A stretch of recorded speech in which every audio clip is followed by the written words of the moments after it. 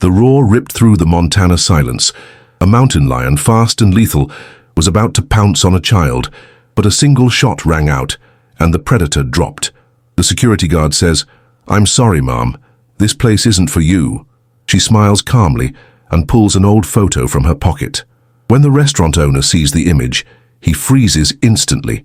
Jake, a man in his late 50s, lowered his rifle. His eyes, used to solitude, focused on the small figure huddled near a rock formation. Her girl. She couldn't be more than 10 years old.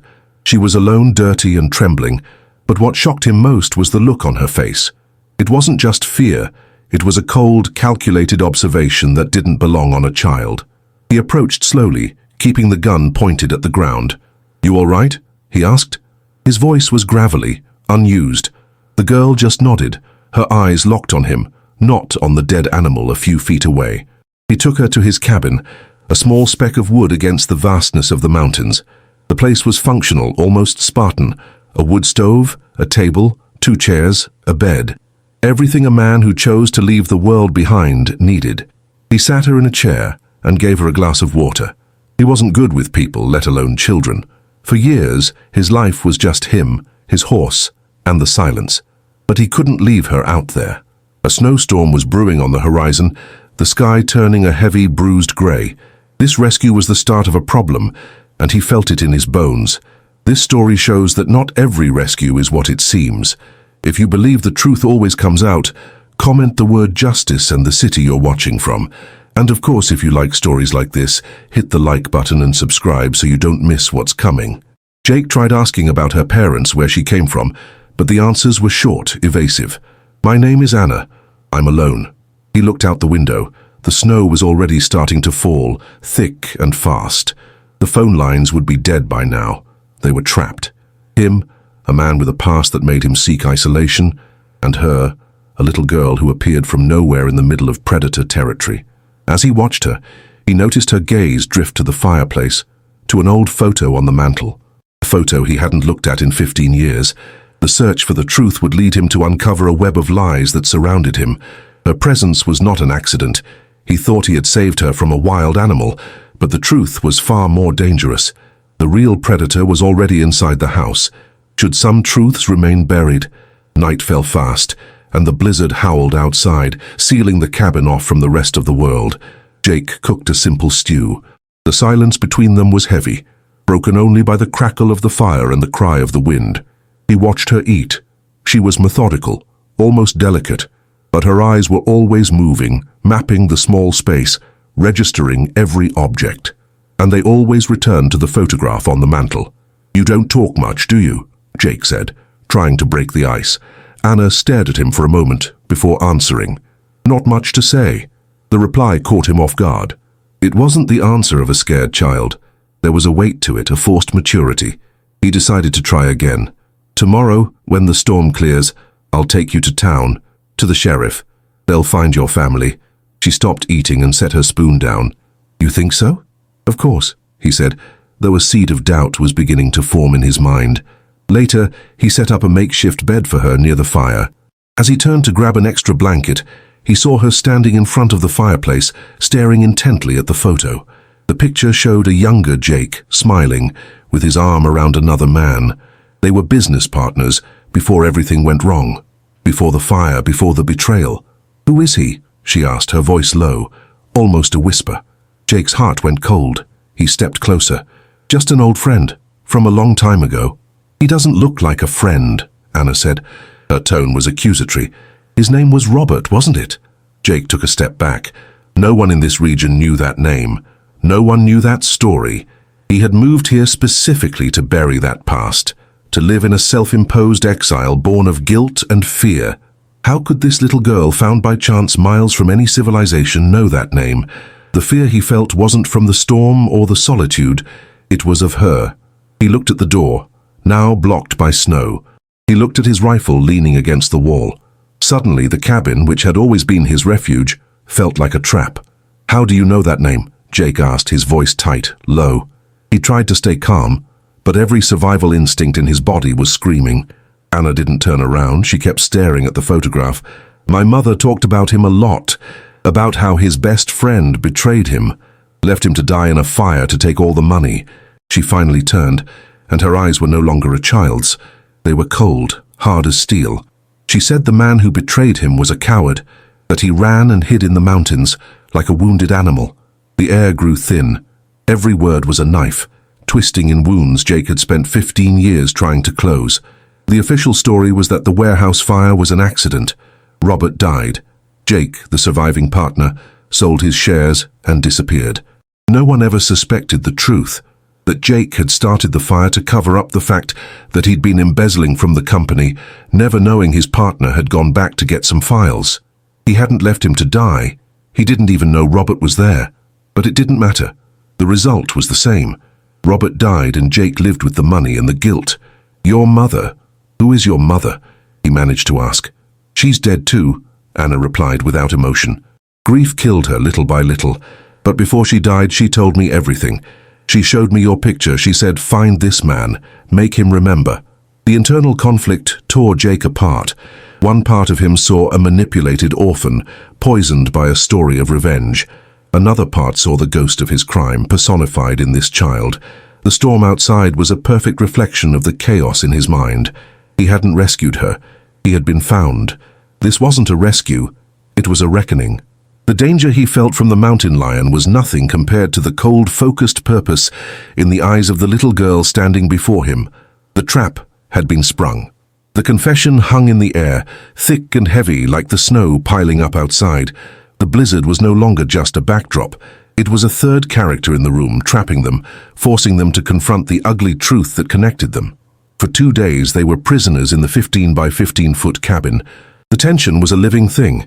Every movement was careful, every glance was loaded. Jake's survival routine was now a tense performance. He'd chop the dwindling supply of wood, cook their meager meals, and check the windows, all under Anna's unwavering stare. He was a man accustomed to solitude, but this was a new kind of isolation.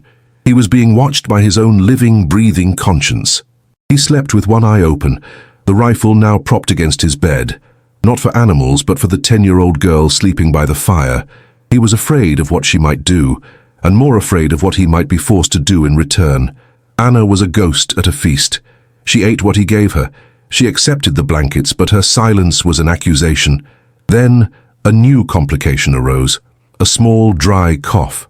At first, Jake ignored it, but by the second night, it had become a deep, rattling sound that echoed in the small cabin. Her face was flushed with fever. He felt her forehead. It was burning up. This changed the equation. His enemy, the instrument of his long overdue punishment, was also a sick child. Was it a trick? A way to lower his guard? The thought was ugly, and he hated himself for it. But he couldn't ignore it. Her mother had filled her with a story of a monster. What wouldn't a child do to bring a monster to justice? He had to get her medicine. The nearest town was now more than a day's walk in knee-deep snow, a likely death sentence. But letting her get sicker in his cabin felt like a sentence of its own. He was trapped between his past and his present, between a ghost's revenge and a child's fever. He looked at her shivering form by the fire and felt a conflict sharper than any blizzard. By the third morning, the blizzard hadn't stopped, and Anna's condition was worse. Her breathing was shallow. Jake knew he had no choice. There was a small stash of emergency medical supplies in the woodshed, including broad-spectrum antibiotics he kept for emergencies. It was a long shot, but it was the only shot he had. Getting to the shed, only 50 yards away, would be a brutal fight against the wind and snow. "I have to go outside," he told her. "To the shed. There's medicine." Anna's feverish eyes watched him. "You're going to leave me," she rasped, a statement, not a question. "No," he said, the word tasting like a lie in his own mouth. The thought had crossed his mind. He could just walk away. Let the storm and the sickness solve his problem. Disappear again. It would be easy. But looking at her, small and weak, he saw more than Robert's daughter. He saw a child. The coward in him wanted to run. The man, the small part of him that still existed, couldn't. He pulled on his heaviest coat and stepped out into the white hell. The wind hit him like a physical blow. He fought for every step, the cold burning his lungs. Back in the cabin, Anna watched him disappear into the swirling snow. A wave of dizziness hit her. The cabin felt hot, suffocating. She stumbled, grabbing onto the mantelpiece to steady herself. Her hand knocked over the old photograph of Jake and her father. It fell to the floor. As she bent to pick it up, her fingers brushed against a loose floorboard beneath the hearth rug. Driven by a feverish curiosity, she pulled at the board. It came loose. Beneath it was a small, dust-covered metal box. It wasn't locked. Inside, nestled among some old papers, was a worn, leather-bound journal. Jake's journal. She opened it. The entries began 15 years ago, a few weeks after the fire. Her mother's story had been simple. Jake was a greedy monster who betrayed his friend. But the words on the page told a different story. They were the words of a broken man. October 17th. Robert is dead. They told me today. An accident, they said. But it wasn't. The fire was my fault. It was all my fault. November 3rd. I can't sleep. I see his face in the flames. I didn't know he was in there. I swear to God I didn't know, but I lit the match. My greed lit the match. December 1st. I took the money. All of it. It feels like ash in my hands. I killed my best friend for this. What kind of man am I? I am not a man. I am a ghost. She read for nearly an hour, her fever forgotten. Page after page of guilt, nightmares, and self-hatred. The monster from her mother's stories was gone. In his place was a man who had been punishing himself in this isolated cabin for 15 years. Just then the door burst open. Jake stumbled in, covered in snow, clutching a small medical kit.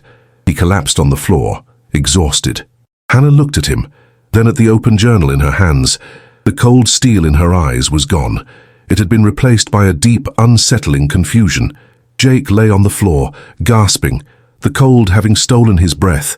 He expected to look up and see Anna standing over him with a weapon, or at least with that cold, accusing stare.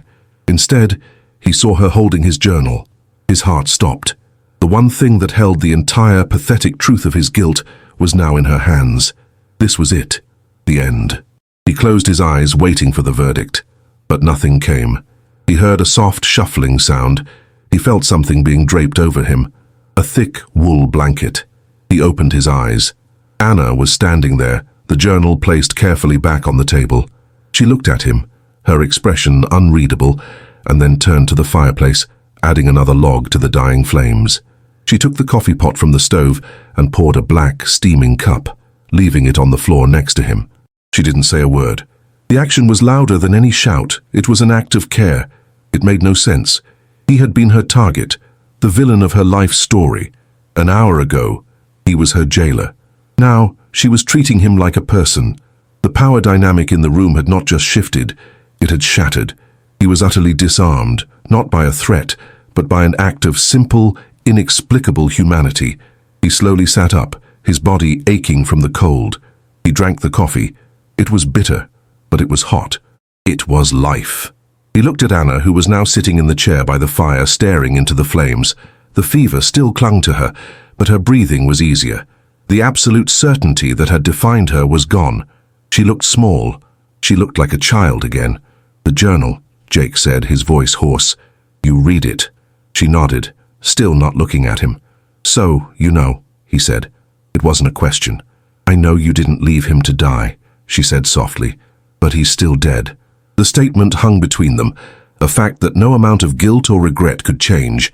The consequence of his actions remained, but the nature of the confrontation had changed. It was no longer a mission of revenge. It was a shared prison of grief, built 15 years ago, and they were the last two inmates. The blizzard broke on the fourth day. A weak, watery sunlight filtered through the dirty cabin window, illuminating a scene of quiet truce. The storm outside was over, but the one inside was just beginning to settle. Jake had given Anna the antibiotics, and her fever had started to recede. The shared vulnerability of the past 24 hours had changed everything. The silence was different now. It was no longer the tense silence of enemies, but the awkward silence of two people who had seen the hidden truth of the other. Jake's growth was not a choice, it was a necessity. He could no longer hide in his guilt. Anna's presence and her discovery of his journal had dragged his past into the light. Hiding was no longer an option. He sat down at the table across from her. It was the first time they had faced each other as equals. Your mother was right to hate me, he began, his voice steady for the first time. What I did, starting that fire to cover what I stole from him, there is no excuse for it. The journal doesn't change the outcome. Your father is gone because of me. This was new. This was not the self-pity from the journal. This was ownership. He was no longer a man running from his past, but a man finally standing still to face it. Anna's transformation was quieter. The hard shell of vengeance, carefully constructed by her mother's grief, had been cracked.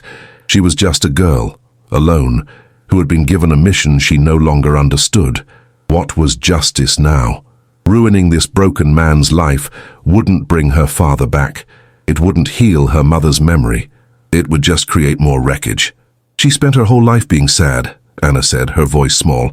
I think she wanted me to be angry so I wouldn't be sad. Jake nodded slowly. Grief does strange things to people. He stood up and looked out the window at the clean, white world. The path forward was clear and it was terrifying. He turned back to her. His transformation was visible in his posture. The slumped shoulders of the hermit were gone. He stood straight. The snow has stopped. The sheriff's office in town is a day's walk from here, he said, his tone purely factual. I'll take you there. He was not just offering to return a lost child. He was offering to turn himself in, to finally face the law for what he had done.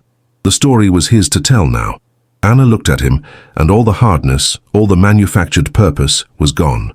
For the first time, she just looked like a lost 10-year-old girl. And then what? She asked. The question, and then what, was the start of everything. It was the first question about a future. The journey from the cabin to the town of Jasper Gulch was a silent pilgrimage. They walked side by side, two solitary figures against a vast, indifferent landscape of snow and pine. The world felt clean, wiped new by the storm, but the air between them was thick with the weight of the past and the uncertainty of what was to come. Jake carried a small pack. Inside was some leftover food, a water canteen, and the leather-bound journal. It felt heavier than anything he had ever carried. Every step was a step toward the end of his life as he knew it. He had spent 15 years in a prison of his own making, and now he was walking toward a real one. There was a strange peace in it, an end to the running. Anna was quiet, watchful. She was no longer studying him as a target, but as a puzzle. She saw the way he navigated the trail, the way he checked the position of the sun. He was capable, a survivor. He wasn't the one-dimensional monster from her mother's stories. He was the man who had pulled her from a fever, the man who had faced a blizzard for medicine, the man who was now, without any prompting, walking toward his own judgment. As they walked, Jake started to talk, not to make excuses, but to fill the silence with the truth. He told her about her father, Robert. He didn't talk about the business or the money. He talked about their friendship. He told her about a fishing trip when they were young, how Robert had fallen in the river, and they had laughed for an hour. He told her about how Robert had been the best man at his short-lived wedding. He painted a picture of a man, not a martyr. He gave Anna pieces of her father she never knew she had lost. He was a good man, Jake finished, his voice raw. Better than me. Anna just listened, her gaze fixed on the path ahead. The town was coming into view, a thin plume of smoke rising from a few chimneys in the distance. The closer they got, the more the reality of their destination began to sink in. Jake's steps became heavier. Anna's silence grew deeper. She had completed her mother's mission. She had made him remember, but her mother had never told her what to do after that. As they reached the edge of town and saw the simple wooden sign for the sheriff's office, she realized she had to write the ending to this story herself. Jasper Gulch wasn't much of a town. A single main street, a general store, a diner, and the sheriff's office. For Jake, it was a ghost town, a relic from a life he had abandoned. People on the street gave them curious looks, a weathered mountain man and a pale, serious-looking girl. Jake ignored them. His focus was on the door with the faded gold star painted on the glass. He stopped in front of it, his hand hovering over the cold brass knob. This was it. 15 years of guilt, of hiding, had led to this single moment. He took a deep breath, ready to finally unload his burden. He was ready for the handcuffs, the cell, the years of paying for his crime in a way the world could see and measure. He looked down at Anna, to give her a final, reassuring nod. "Wait," she said. Her voice was quiet but firm. He paused, his hand still inches from the knob. "Anna, this is it. This is what has to happen." "No," she said, looking up at him. The confusion in her eyes was gone. It had been replaced by a startling clarity. "My mother wanted you to remember. She wanted you to live with the knowledge of what you did every single day. That was her revenge. This is justice, Jake insisted, his voice pleading. Let me have that at least. Justice? Anna's voice was sharp. You go in there, you tell your story, you go to prison, you serve your time, and one day it's over. Your debt is paid. That's an ending? That's the easy way out. He stared at her, uncomprehending. She continued, her voice gaining strength. She would have wanted you to live, to wake up every morning with his face in your memory, to never have a moment of peace. A cage is a refuge compared to that. A real prison is in your head. You've been in it for 15 years.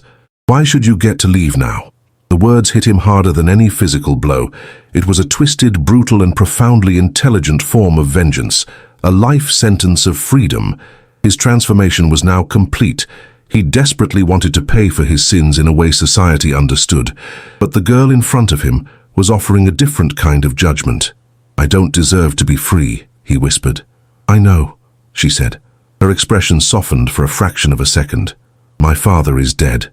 Your guilt won't bring him back. My mother is dead. Your jail time won't fix that. I'm all that's left of them. She took a step closer. And I don't want to be alone. It was the ultimate checkmate. She wasn't just choosing his punishment. She was choosing her own future over her parents' past. She was choosing life even if it was a broken one. Without another word, she reached into his pack and pulled out the leather journal. This is my story now, she said, clutching it to her chest. It's the only thing I have left of him, of them. She turned her back on the sheriff's office and started walking away. After a long moment, every instinct screaming at him to open the door, Jake slowly lowered his hand. He turned and followed the daughter of the man he killed into the first day of his true life sentence.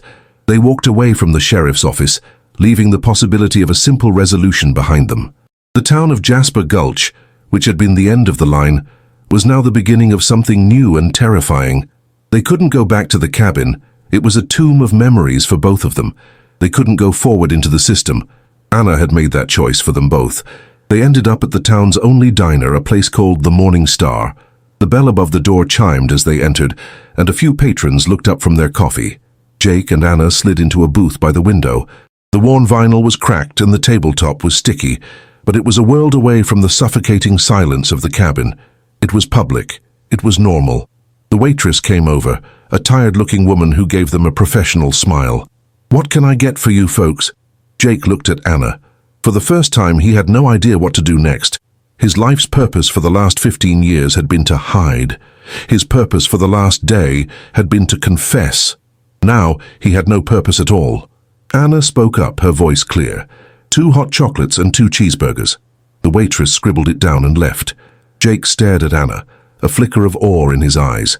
She was 10 years old, and she was navigating the wreckage of their lives with more certainty than he was. His arc of redemption was not going to end in a jail cell. It was going to be lived day by day in the shadow of his crime. His punishment was to become the guardian of his victim's daughter, to ensure she had a life, to dedicate the remainder of his days to atoning for the life he took. It was a far more complex and demanding sentence than any judge could hand down. Anna's arc was one of liberation. She had liberated herself from her mother's grief and the heavy burden of revenge. By choosing to save Jake from prison, she had saved herself from a life defined by the past. The hot chocolates arrived, steaming in thick ceramic mugs. They both held them, letting the warmth seep into their cold hands. What do we do now, Jake? Anna asked, her voice quiet again. Jake looked at her, the girl who was both his judge and his ward. He had no easy answers, only a single terrifying promise. I don't know, he said honestly, but I'm not going to leave you. I'm not running anymore. Anna nodded, and for the first time, a small, genuine smile touched her lips. It didn't fix anything, but it was a start. It was the conclusion of one story and the first page of another. 2 years later, the lights of a high school auditorium were bright. Jake sat in the back row, his hands folded awkwardly in his lap. He looked older. The harsh lines on his face, carved by solitude and guilt, had softened. They'd been replaced by the weary lines of responsibility. He now ran a small repair shop on the edge of town, fixing tractors and farm equipment. It was honest work. It was quiet work. On stage, a group of middle schoolers were finishing a clumsy but earnest performance of a play. Among them was Anna. Her hair was longer, and she wore a goofy costume, but she stood with a confidence that felt a world away from the grim, determined child in the mountains. At the curtain call, she scanned the audience, and her eyes met Jake's. She gave him a small, almost imperceptible nod. It was their language, an acknowledgement of the strange, unbreakable bond between them. They weren't a family, not in the traditional sense. There were scars. There were nights when the nightmares still came for him, and days when a profound sadness would settle over her. They never spoke of the fire or of Robert. They didn't have to. It was the foundation upon which their new life was built. As the audience applauded, Jake felt the familiar weight of his guilt. But now, it was mixed with something else. Their sense of purpose. His punishment was not to rot in a cell. His atonement was this: to sit in a crowded auditorium, to make sure a 12-year-old girl had a ride home, to help with her homework, to watch her grow into the person her father never got to see. It was a heavier sentence than any court could deliver, and in its own strange way, it was the only salvation he could ever hope for. The story of Jake and Anna is a difficult one. What do you think of Anna's final choice? Is forcing someone to live with their guilt and atone through action a greater punishment or a greater act of justice than sending them to prison? We want to know what you think. Share your reflections in the comments below. If you watched until the end of this journey, let us know by commenting with the phrase, "I watched till the end." Knowing you were with us through it all means the world to our team. And if this story moved you, and you're looking for another narrative that will challenge you and keep you guessing, we have another one ready for you. Just click on the video that's appearing on your screen right now. Thanks for watching.